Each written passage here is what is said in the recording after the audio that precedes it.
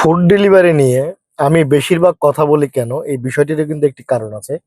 কারণ আপনারা কম বেশি সকলে জানেন যে আমাদের নিজস্ব একটি কোম্পানি রয়েছে ফুড ডেলিভারি, আর কোম্পানিটির নাম হচ্ছে ভিসিয়ান খেদমাত লজিস্টিয়া। অর্থাৎ আমাদের লাইসেন্সের নাম হচ্ছে এটা। এখন কথা হচ্ছে যে আমি এই বিষয় নিয়ে কেউ কোনো প্রকার বিরল প্রকার মন্তব্য করলে কেন উত্তর দেই ভাই? আপনি অন্য যেই সেক্টরে কাজ করতেছেন, আপনি কয় টাকা কামাই করতেছেন? 1500, 2000। কিন্তু আমার কোম্পানিতে এমনও লোকের স্যালারি পার মান্থে আসে 4000 রিয়ালের উপরে। সকলের না কিন্তু, আবার আবার কেউ কিন্তু দেখা গেছে মাস শেষে স্যালারি আসে তার 1000 টাকা, এটাও বুঝতে হবে। এখন কথা হচ্ছে যে আপনি যেমন কাজ করবেন তেমন। বর্তমানে বেশ কয়েকটি ভালো কোম্পানি রয়েছে, যেটা হচ্ছে হ্যাঙ্গার এবং কিতা, জায়েজ।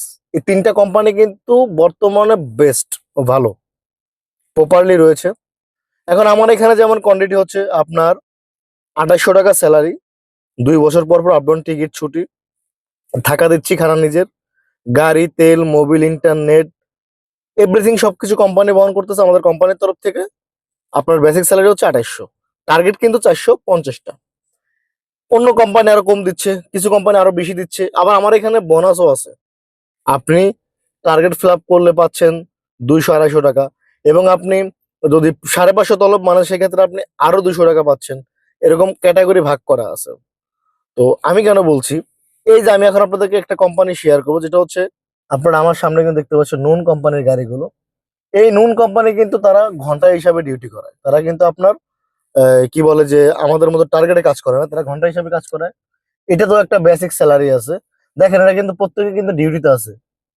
তলব না থাকলেও এরা কিন্তু গাড়ি এখানে রেখে আইডি ওপেন করে হয়তো বা কোনো আশেপাশে কোথাও বসে আছে, নয়তো বা কোনো দোকানে কিংবা কোনো শপে বসা আছে।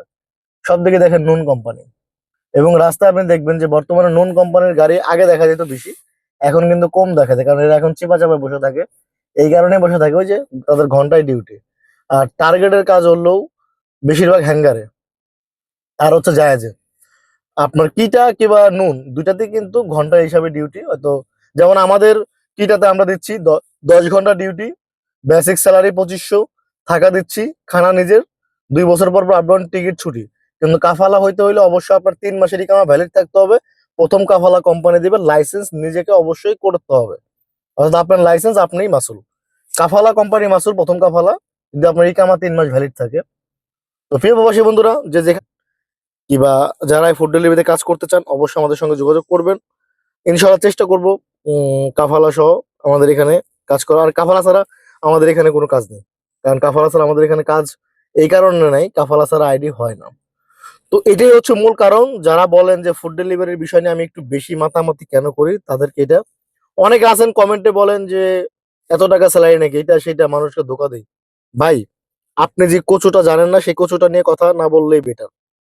আপনি জানেন আমার কোন কোন অঞ্চলে আপনার অলমোস্ট ফুড ডেলিভারিতে কাজ করে? শুধু জেদ্দায় না, জেদ্দা, মক্কা বলেন, তায়েব বলেন, তারপরে তায়েব বলেন, বেশ কয়েকটা, অর্থাৎ 5টা ডিস্ট্রিক্টে আমার কোম্পানির লোকজন কাজ করে। আশা করি বিষয়টা ক্লিয়ার। তো যারা ফুড ডেলিভারি কাজগুলোকে মানে একটু আর চোখে দেখেন, তাদেরকে বলতে চাই, আপনি কয় টাকা ইনকাম করেন সেটারও ভেবে তারপর একজনকে করবেন, তাকে নিয়ে কথা বলবেন।